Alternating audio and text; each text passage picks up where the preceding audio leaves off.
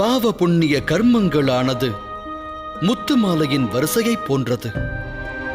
எவ்வாறு அவை மாலையில் ஒன்றன் பின் ஒன்றாக தொடர்ந்து வரிசைப்படுத்தப்பட்டுள்ளதோ அதுபோலவே ஒரு புண்ணிய காரியம் இன்னொன்றிற்கு வழிவகுக்கும். ஒரு பாவமானது இன்னொரு பாவத்திற்கே வழிவகுக்கும். பாவச் செயல் மனிதனுடைய அகங்காரத்திற்கு சுகம் அளிக்கும். மனிதன் பாவச் செயல் புரியாமல் இருக்க வேண்டுமாயின் அப்பாவச் செயலால் விளையவுள்ள பலனை அவன் முதலில் அறிய வேண்டும்.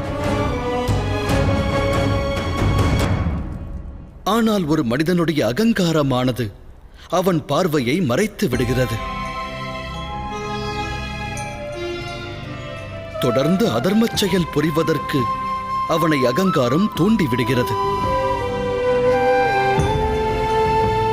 அதர்மைகளுடைய அக்கிரமங்களை, அநியாயங்களை அகிலமானது எந்த அளவு சகிக்கும், அது அதர்மிகளுக்கு எவ்வளவு மன்னிப்பு வழங்கும் எனும் தீர்மானத்தை அகிலமே வகுக்கும்.